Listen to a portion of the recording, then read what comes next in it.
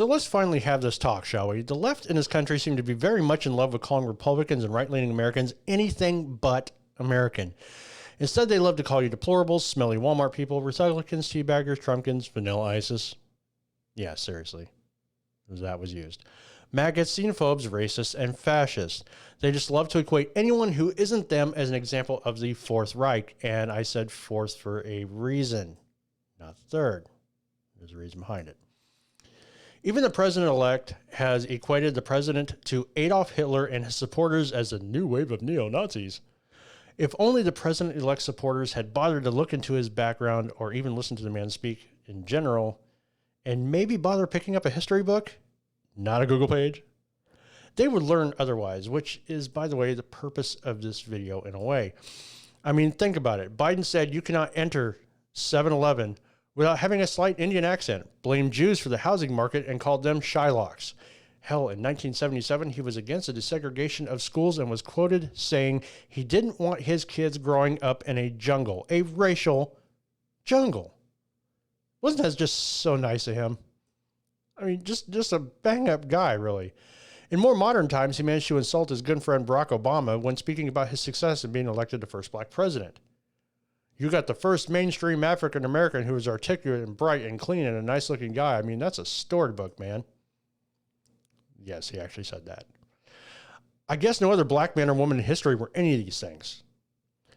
I wonder what he thinks about black Americans, and honestly, I really do. I just wonder. Let's not forget, though, if you can't decide who you're voting for, then you ain't black in the first place. Yes, he said this. Even his own VP pick had called him racist in the primary. Well, he must have been cured by the power of progressivism or some crap, I guess, because all of a sudden now he's not. But this video isn't entirely about him, not at all. It's about the Democratic Party as a whole and their incessant use of Hitler and Nazi analogies. Now that the tone has been set, let's rock this. Everyone believes the Nazis seized power, and indeed they did, through the ballot box at first. How did they do this? By using propaganda to dupe the masses into voting for them. The Nazis at the time used every single approach at their disposal to get this done. They used radio, movies, newspapers, and they did it quite effectively. The Democrats in this country utilized the media and big tech like Facebook and Twitter to slide propaganda home. The Nazis, under the direction of Joseph Goebbels, the Reich's propaganda minister, used the platforms rather efficiently to get large numbers of Germans to believe in the big lie. Goebbels wasn't no dummy either. He knew that if he played the same propaganda over and over again, it may turn people off and therefore fail to get the desired result. The Democratic Party has done the same thing with Russian collusion, Ukrainian phone calls, the coronavirus, and even the protests that happened throughout the year.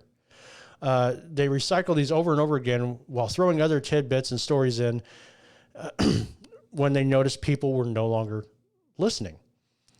The Nazis exploited the fear of the people, which at the time was economic and authoritarian. They also feared communism and for some reason terrified the Russians. Terrified of the Russians, sorry. They didn't terrify the Russians, I'm sorry. I wonder if anyone used these tactics at all. Why, yes, actually, they have. The Democrats are using a play-by-play of this very thing with the only minor change that they claim fascism instead of communism. The Democrats claim that they are trying to protect the democracy from the evil overlords of fascism and racism. Okay.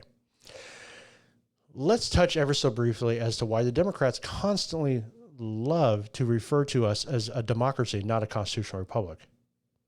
It's quite simple, actually.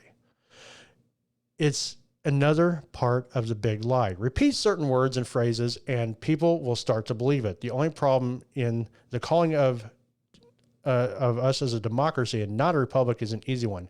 Democracy is mob rule. You are no longer the master of your own destiny. They are in control. This is the opposite of a free republic, and they know it. It's nothing but a subliminal power grab. Now let's get back to why their insistence on using Hitler analogies doesn't fit when using it against Republicans and conservatives. Under the Nazi Party doctrine, which includes the Goebbels experiment, the Nazis had complete control of information, be it newspapers, radio, media, and so on. They were no more than servants to the Reich. Again, a shining example of democratic policies in modern-day America.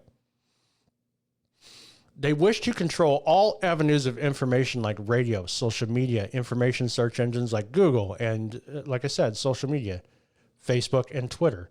Only approved sources of information are to be passed on, and anyone else is squeezed out of existence or algorithmed into submission, like us. Like any, like any conservative or Republican voices that dare to say anything that does not fall in line with the narrative of the day. Look at what happened to Parler, for example, or the silencing of the walkaway campaign, and anyone who supported the president in even the slightest of ways. And I do mean even the slightest. You just voted for him. Indoctrination of the people via radio and media was exactly what the Nazis did, and now through mainstream media and social media giants, the Democrats are doing the same. These platforms, just like the media back in the days of the Third Reich, are nothing but servants of the party and official policy pushes. The Nazis also used colleges to enact their indoctrination, and we're also seeing we are seeing this today, and have been seeing it for many years. It's insane. Progressive professors are on the attack against both history and the Republic. Yes, the children are being force-fed the propaganda through what is supposed to be a place of higher learning. That is truly frightening. That scares the crap. That should scare the crap out of anybody.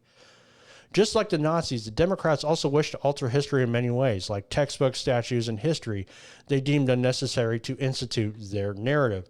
Again, referencing the silence, like Parler, Walkaway, etc. It's like the modern-day book burning of the Nazis. So basically, this is the Democrats pulling the I know you are, but what am I grade school approach and calling freedom-loving Americans the true Nazis. Projectionism should be labeled the disease of the Democratic Party, and I hope it somehow will. Their other favorite approach is claiming that you are on the wrong side of history. Well, I respectfully disagree. If their idea of the way things should be is an example of what's to come, I will gladly stand on the right side of history. Don't you agree? Well, I hope you learn something from this video and understand that this is a minor example of what true history actually is. So that being said, keep up the good fight. Don't let them shut you down. I'm out of here.